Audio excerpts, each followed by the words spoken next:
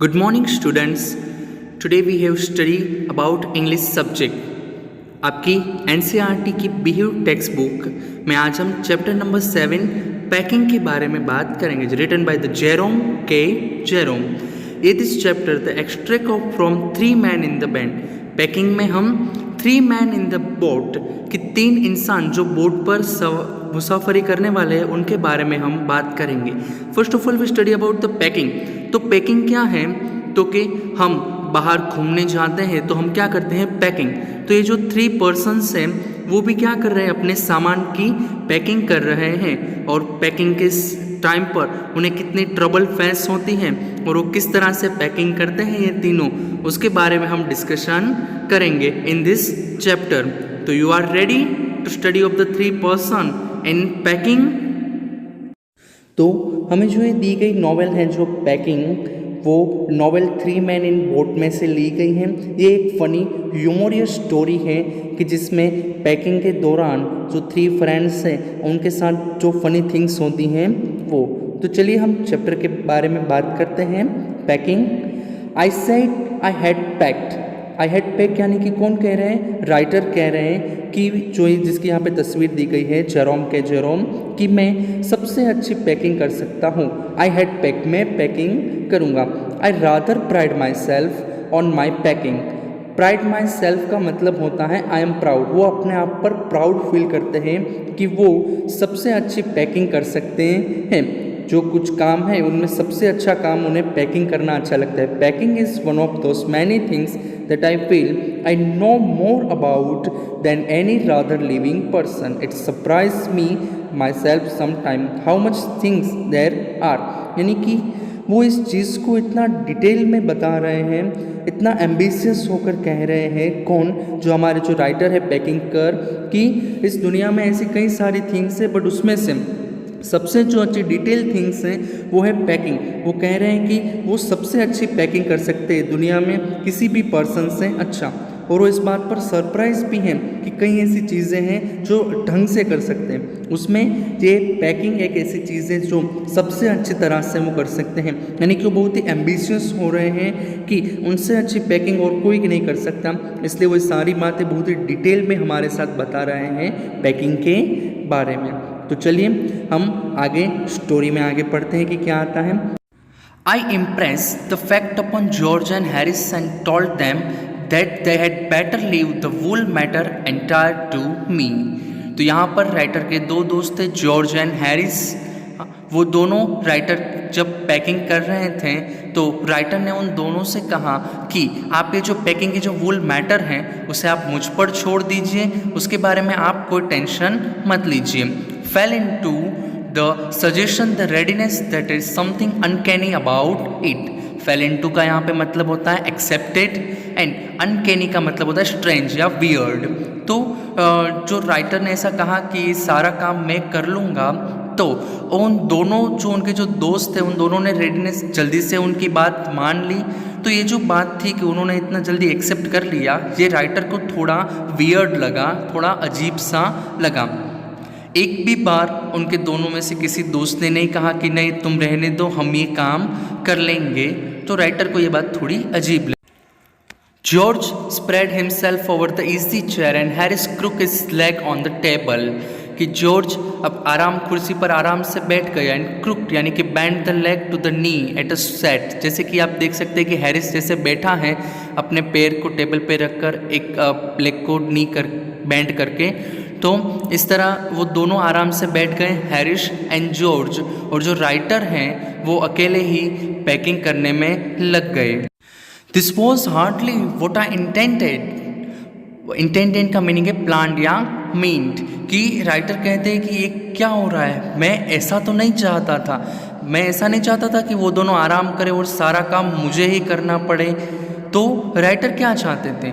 What I had meant, of course, was that I should boss the job and that George and Harris should potter about under my direction. I pushing them aside every now and then with, oh you, here let me do it. Potter about का means होता है यहाँ पे do some unimportant things। यानी कि यहाँ पर जो राइटर है वो चाहते थे कि वो उन दोनों के क्या बने, बॉस बनकर उनके सामने वर्क करे, जैसे कि बॉस ऑफिस में वर्क करते हैं उस तरह से। जैसे आप यहाँ पे पिक्चर में देख सकते हैं, जो सेंटर में है वो बॉस है और वो अपने एम्प्लॉयज़ को कैसे धक्के मार रहा है, यानी कि तुम्हें कुछ नहीं आता है, देखो मैं करता हूँ। इस तरह का वो जॉर्ज और हैरिस पर रौब जमाना चाहते थे।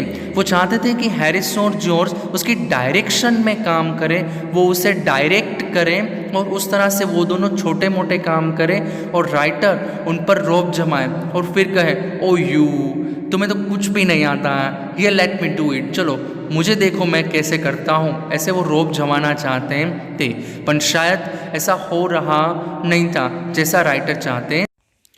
There you are simple enough, really teaching them as you might say, कि राइटर यहाँ पे कहना चाहते हैं सिंपल में कि मैं जॉर्ज और हैरिस को पैकिंग करना सिखाना चाहता था कि किस तरह पैकिंग की जाती है, but that taking in that way did irritate me. पर जिस तरह से उन दोनों ने समझा उस बात को, वो मुझे ज़्यादा इरिटेट हो रहा था कि दोनों आराम से बैठे और मुझे काम करना पड़े। There is nothing does irritate me more than seeing other people sitting about doing nothing and I am working, कि मैं अकेला काम करूं और मेरे आसपास लोग बैठे रहें, ये चीज़ मुझे सबसे ज़्यादा इरिटेट यानी कि परेशान। I lived with a man once who used to make me mad that way. He would loll on the sofa and watch me doing things that by an hour together.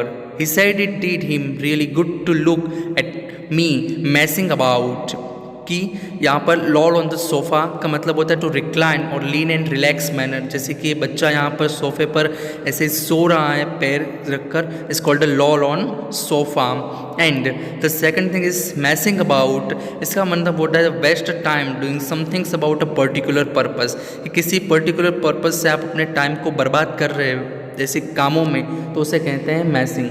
अब writer यहाँ पर अपने past की बात कर रहे थे कि वो एक ऐसे इंसान के साथ रहते थे जो राइटर को डिफरेंट काम करते देखकर सोफ़े पर आराम से सोता हुआ उन्हें वेस्ट टाइम करते हुए देखता था और फिर वो उस पर हंसता था और कहता था कि मुझे बड़ा ही अच्छा लगता है कि तुम फालतू के कामों में अपना समय बर्बाद करते हो। ये चीज़ है वो राइटर को पागल कर देती थी, बहुत ज़्यादा इरिटेट कर देती ही थी कि कोई उसे इस तरह से इग्नोर करे। Now I am not like that, I can sit still and see another man slaving and working. It can sit still का मतलब होता है sit without doing anything, यानी कि कुछ भी किए बिना बैठे रहना। तो राइटर क्या कर रहे हैं, अब यहाँ पे अपने नेचर के बारे में बता रहे हैं कि मेरा नेचर इन लोगों के जैसा नहीं है, मैं एक जगह पे ऐसे ही बैठा रहूँ और दूसरे लोगों को काम करता हुआ देखूँ, ये मुझे पसंद नहीं है। I want to get up and सरप्राइंटेड eight walk around with my hand my pocket and tell me what to do it my energetic nature, I can't help you.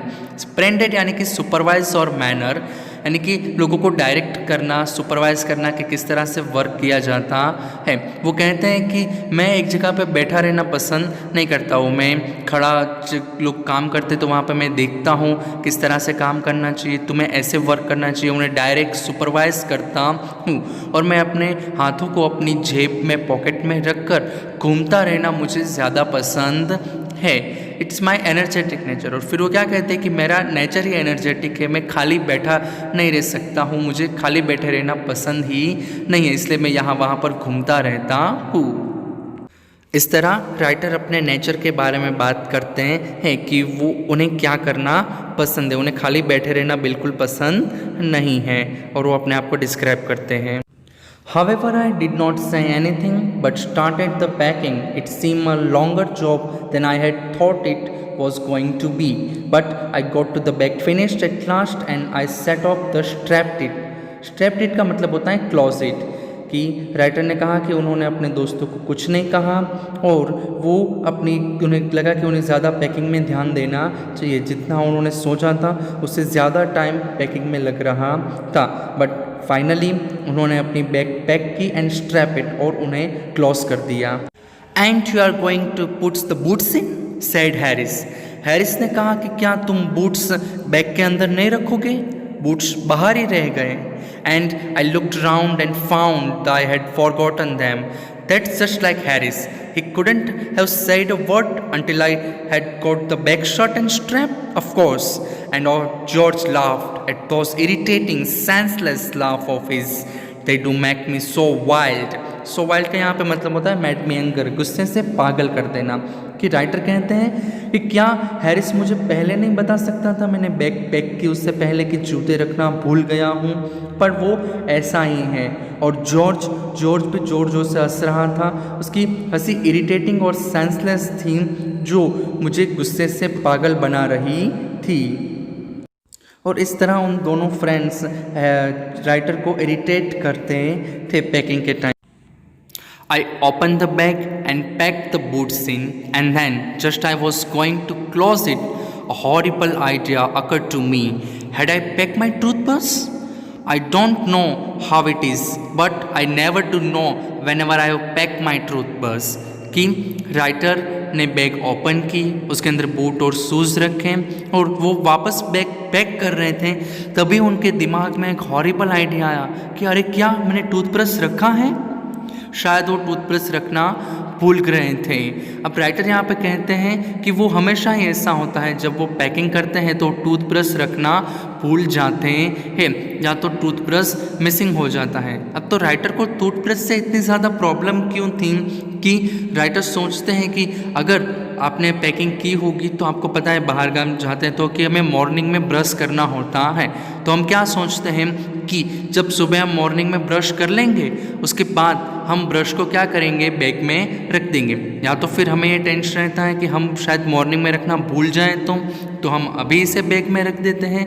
तो ये जो दो आइडियाज़ हैं जो राइटर के दिमाग में चल रहे होते हैं, वो ये 2 आइडियाज़ हैं वो राइटर को ज़्यादा हॉरिबल कहलाते हैं, इसलिए टूथब्रश उन्हें ज़्यादा परेशान करता है। आपने भी ऐसी सिचुएशन फेस की होगी कि आप टूथब्रश शायद भूल जाते होंगे। My toothbrush is that things that haunts me whenever I am traveling and I makes my life a misery। कि haunts means repeated given a trouble और मिस्री का मीन्स होता है कि सैड। कि राइटर कहते हैं कि जो टूथब्रश वाला जो इश्यू है वो हमेशा ही उन्हें परेशान तंग करता है और उसकी वजह से वो ट्रैवलिंग में हमेशा ही दुखी होते हैं। कि आपने भी इस तरह सिचुएशन फेस की होगी कि टूथब्रश रखना भूल जाते हैं। तो आई dream that I haven't packed it and woke up in a cold perspications and get out of bed and hunt for it। perspications यानी कि sweat। हंस का मतलब होता है कि सर्च करना।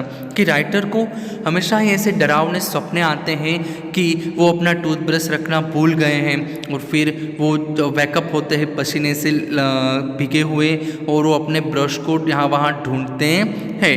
मुझे लगता है कि राइटर कुछ ज़्यादा ही पसेसिव हो रहे हैं इस थिंग्स के बारे में और ये ज़्यादा फ़नी थिंग्स हो गई हैं कि इतनी भी बड़ा इश्यू नहीं है, पर राइटर इसे कुछ ज़्यादा ही ले रहे हैं तो ये ज़्यादा फ़नी हो जाता है कि टूथब्रश भूल जाना।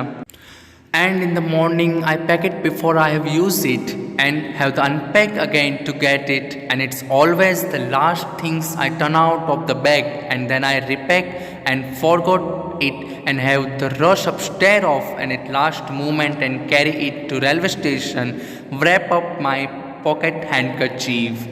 कि ये वही बात हो गई जो हमने आगे कही थी कि राइटर अपना ब्रश पैक करना भूल जाते हैं। वो सुबह उठते हैं और ब्रश को यूज़ करने से पहले ही वो पैक कर देते हैं, फिर वापस यूज़ करने के लिए निकालते हैं और वो ऐसा सोचते हैं कि उन्होंने बैग में से कुछ नहीं निकाला है, वैसे वो बैग को पैक कर देते हैं और अपना ब्रश भूल जाते हैं रिपैक करना।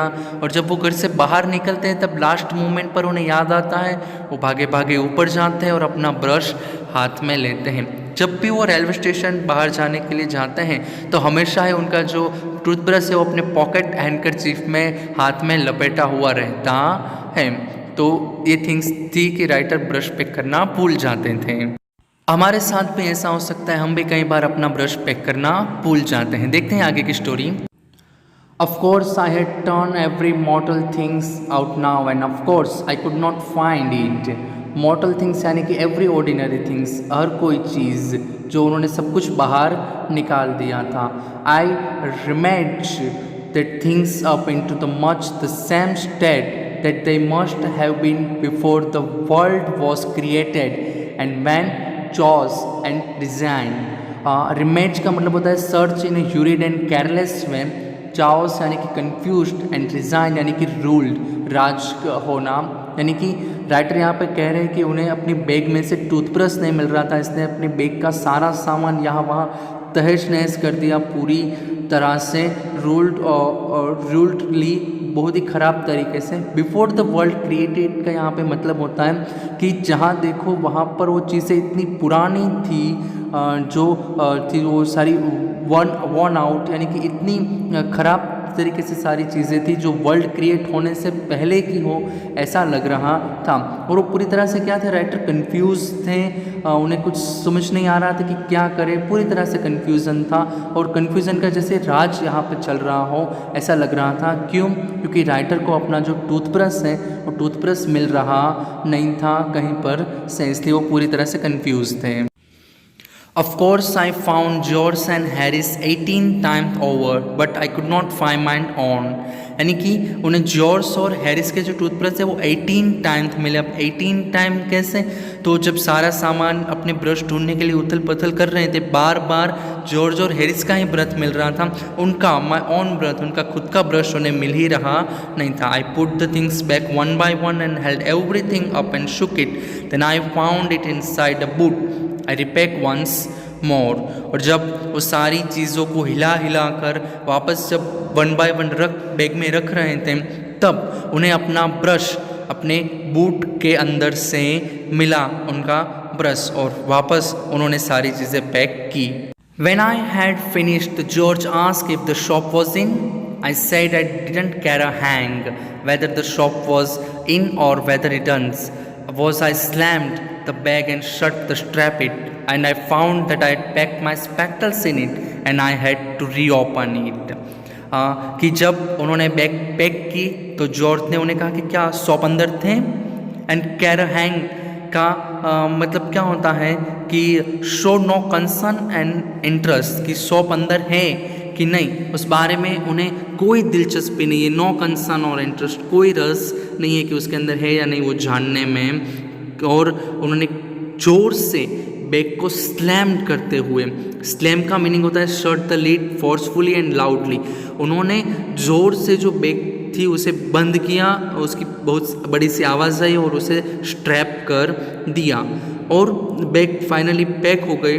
देन ही फाउंड, तो उन्हें पता चला कि उनके जो स्पेक्टिकल्स थे वो भी बैग के अंदर बंद हो गए, यानी रीओपन, और वापस उन्हें रीओपन करना पड़ा। तो अब हमें पता चल रहा है कि कितनी बार राइटर को बैग खोलकर बंद करनी पड़ी। I got shut up finally at 5 PM and there was remain the hampers to do.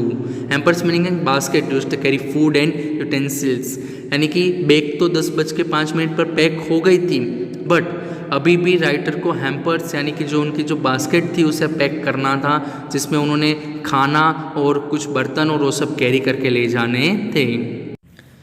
Harris said that we should be waiting to start less than 12 hours. Time thought that should end. The George had better to do the rest, and I agreed. And I sat down, and they had go. कि अब जो Harris है उसने कहा कि अब हमें जाने में 12 घंटे से कम समय रह गया है, तो अब हमें हैम्पर पैक कर लेने चाहिए। और जेरोम यानी कि जो राइटर है उन्हें कहा कि आप अब बैठ जाइए। हैरिस ने कहा कि मैं और जॉर्ज हम दोनों मिलकर ये हैम्पर पैक कर लेंगे। They began in a light-hearted spirit, evidently intending to show me how to do it, and made no comments. I only waiting. Light-hearted spirit यानी कि to be cheerful, evidently यानी कि clearly, obviously, intending to show me, कि जो George और Harris थे वो writer को दिखाना चाहते थे कि किस तरह से पैकिंग की जाती है और कैसे पैकिंग होती है। वो बहुत ही हंसी खुशी के साथ और एकदम क्लीनली उनके फेस पर ये दिखाई दे रहा था कि वो दिखाना चाहते थे कैसे देखो पैकिंग होती है, हम दिखाते हैं कि कैसे पैकिंग की जाती है। With the exceptions of George, Harris is the worst packer in this world, and I look at the piles of plates and cup and kettle and bottle and jar and pie and stove and cake and tomato etc. I felt that the things would soon become exciting. कि exceptions का मतलब होता है person or thing that did not follow the general rules, यानी कि writer कह रहे हैं कि जॉर्ज तो चलो exceptions हैं ही, बट हैरिस हैरिस इस दुनिया का सबसे खराब पैकर है, उससे खराब कोई और पैकर हो ही सकता नहीं है। जब राइटर ने देखा कि पैकिंग में पाइल्स ऑफ प्लेट है, कप है, केटल है, बोतल है, जार है, पाइज हैं, स्टोव्स और केक एंड टोमेटोज़ हैं, इतना सारा सामान कुछ पैक करना है, तो राइटर को ऐसा फील हुआ कि ये जो सारी अब चीज़ें हैं ये बहुत जल्दी ही एक्साइटिंग होने वाली है, बहुत ही मज़ा आने वाला है और वो बैठकर इसे एंजॉय करेंगे। It did. They started with breaking a cup. That was the first thing they did. They did that just to show you what they could do and get you interested. यानी कि writer ने कहा कि उन्होंने अब work शुरू कर दिया, किसका, पैकिंग का, और उसकी शुरुआत उन्होंने अब कप से तोड़ने से की।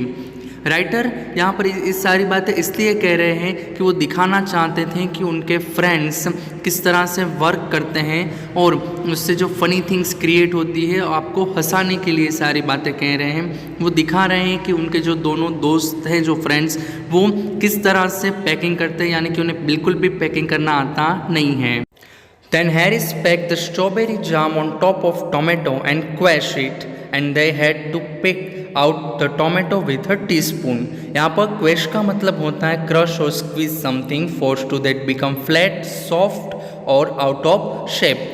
आप देख सकते हैं यहाँ पर पिक्चर में किस तरह स्ट्रॉबेरी जाम की बर्नी टोमेटो के ऊपर रखी गई है फोर्सफुली, जिसकी वजह से टोमेटो पिचक गया है, उसका सारा जूस यहाँ वहाँ फैल गया है। तो हैरिस ने यही किया, जो हैम्पर था उसके अंदर टोमेटो के ऊपर उसने स्ट्रॉबेरी जाम की बोतल रख दी, इसलिए सारे टोमेटोज पिचक गए, स्क्वैश हो गए और फिर उन्हें टीस्पून से बाहर निकालना पड़ा।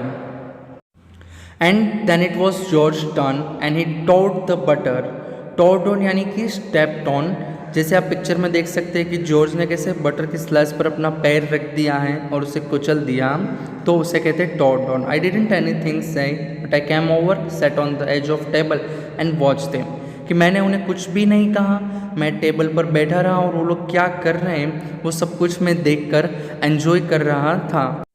It irritated them more than anything I could have said. कि जब राइटर उन्हें कुछ भी नहीं कह रहे थे तो उनके दोनों दोस्त जॉर्ज और हैरिस वो ज़्यादा इरिटेट हो रहे थे कि राइटर उन्हें कुछ भी कह रहे नहीं हैं। I felt that it made them nervous and excited and they stepped on things and put things behind them and they couldn't find them when they were wanted them, and they packed the pies at the bottom and put heavy things on top and smashed the pies.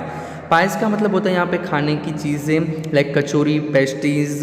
हाँ, तो उन्होंने क्या किया, जब writer ने उन्हें कुछ भी नहीं कहा तो ज़्यादा इरिटेट हो गए और वो थोड़े नर्वस भी थे और साथ कुछ एक्साइटेड भी थे। वो चीज़ों को यहाँ वहाँ रख रहे थे, चीज़ों के ऊपर अपने पैर रख रहे थे। हाँ, कहीं पर चीज़ें भूल जाते थे, अपने पीछे चीज़ें रख देते थे, फिर उन्हें ढूंढते थे तो चीज़ें उन्हें मिलती नहीं थी। और वो पैकिंग में उन्होंने पाइस थी जो खाने की चीज़ें, उन्हें बॉटम में यानी कि बिल्कुल नीचे रख दिया, और जबकि उनके ऊपर हैवी सामान रख दिया जिनसे वो पाइस थी वो क्या हो गई, स्मैश, यानी कि सारी टूट गई। तो इस तरह से वो दोनों पैकिंग को क्या कर रहे थे, खराब कर रहे थे। They upset salt over everything and as they for butter. I never saw two men do more with 1 and 2 pence worth of butter in my whole life than they did. Upset का meaning होता है ओवरट्यून करना, यानी कि सारे सामान पर salt बिखरा हुआ था, हर जगह पर उन्होंने जॉर्ज और हैरिस ने बिखेर दिया था। और राइटर कह रहे हैं 1 और 2 पेंस, 1 और 2 पेंस, पेंस ये एक one kind of the currency है कि 1 और 2 पेंस, पेंस यानी कि करेंसी, जैसे कि हमारे यहाँ पे रुपीज़ है वैसे वहाँ पर पेंस होती हैं। तो 1-2 करेंसी की जो बटर था वो बटर उन्होंने पूरी तरह से ख़राब कर दिया था, मैश कर दिया था। राइटर सोच नहीं सकते थे कि कोई इस तरह से कैसे बटर को मैश कर सकता है। उन्होंने अपनी पूरी लाइफ में ऐसा देखा नहीं था जैसा जॉर्ज ने किया। और then after George had got off the sleeper and they tried to pull it in kettle. पहले तो जॉर्ज ने उस बटर को अपने स्लीपर में लगा दिया और फिर वो उसे वहाँ से निकाल कर केटल के अंदर घुसेड़ने की कोशिश कर रहा था, और ये जो सारी चीज़ें हैं वो ज़्यादा फ़नी हो गई थी। It wouldn't go in and what was in wouldn't came out. वो मक्खन के उस ब्रिक को केटल में ना तो घुसा रहे थे ना ही उन्हें बाहर निकाल पा रहे थे। वो उन्हें घुसाने की कोशिश कर रहे थे पर वो अंदर जा रही नहीं थी। They did scrap it at least and put down in the chair. Scrap it का मतलब होता है ड्रैग और पुल। फिर उन्होंने उसे केटल में से बाहर निकाला और उसे चेयर पर रख दिया। And Harris sat on it and it stuck to him and they went looking for all over room. और हैरिस उसके ऊपर बैठ गया और फिर वो उस बटर की ब्रिक्स को पूरे रूम में ढूंढते रहे। तो कहाँ पर थी? पर हैरिस की पैंट्स पर लगी हुई थी और राइटर उनकी कोई मदद नहीं कर रहे थे। वो सिर्फ एंजॉय कर रहे थे बैठे बैठे हैरिस और जॉर्ज को पैकिंग करते हुए देखकर और फन ले रहे थे। I will take my oath I put it down on the chair. Oath का मतलब होता है स्वेयर अपॉन। हाँ, एंड सेड जॉर्ज ने कहा कि मैं कसम खाता हूँ कि मैंने बटर की ब्रिक्स को यहीं पे चेयर पर ही रखा था। एंड बट अब यहाँ पर नहीं थी। I saw you do it myself not a minute ago said Harris. Harris ने भी कहा कि हाँ, मैंने भी तुम्हें उस खाली चेयर पर बटर की स्लेट को रखते हुए देखा था। Then they started round the room again and looking for it, and then they meet again in central and started at once another। कि अब वो दोनों पूरे रूम में उस बटर की जो ब्रिक है उसे ढूंढ रहे थे बट उन्हें कहीं मिल नहीं रही थी। तो वापस वो दोनों सेंटर में एक दूसरे के आमने सामने आ गए और वापस तो ढूंढने लगे। The most extraordinary things I ever heard of, said George.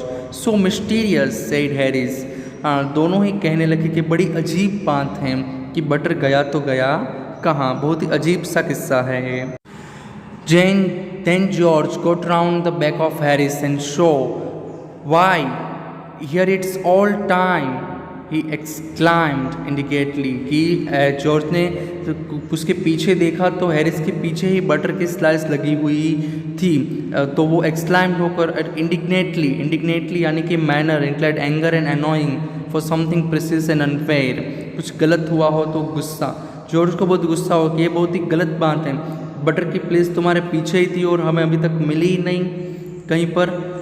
Where cried Harris ने कहा कहाँ पर? स्पिनिंग राउंड और पूरा गोल घुमा।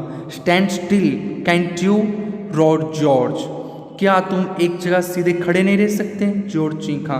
Flying after them and they got off and pack into the T pot. और वापस जॉर्ज हैरिस के पीछे गया, उसने बटर की स्लाइस निकाली और फिर उन दोनों ने उसे टी पॉट के अंदर फाइनली पैक कर दिया टी पॉट में। Montmorency was in it all, of course।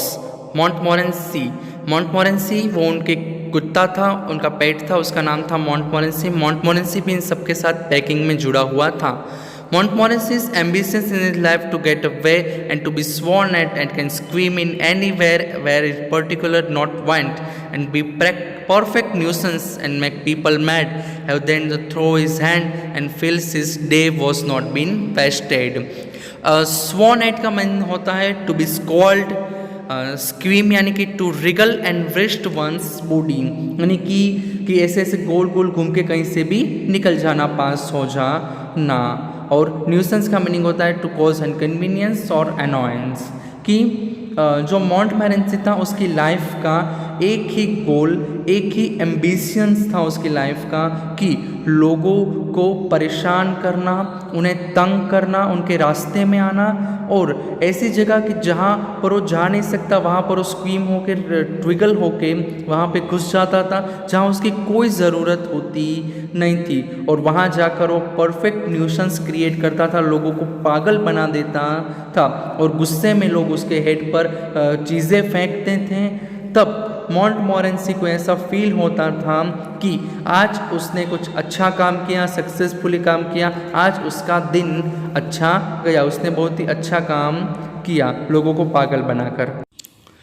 To get somebody to stumble him and curse him to steadily for an hour and it is the highest aim and object, and when he has succeeded and accomplished things he conclude become a quite unbearable।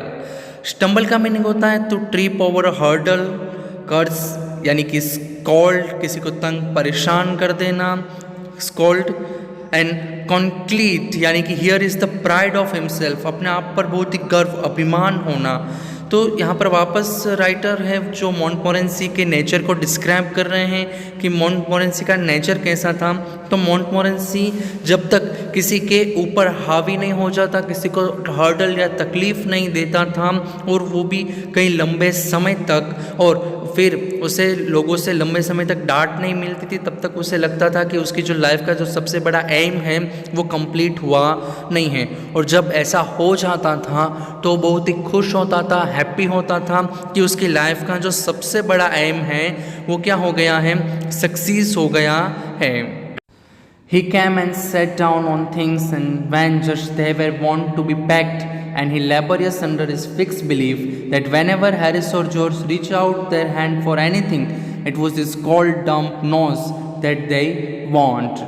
कि writer further यहाँ पर मोंटमोरेंसी के बारे में बात कर रहे हैं कि जब भी वो मोंटमोरेंसी हमेशा चीज़ों पे आके बैठ जाता था जब वो पैकिंग करते लगते थे, और सारी पैकिंग वो ख़राब कर देता था।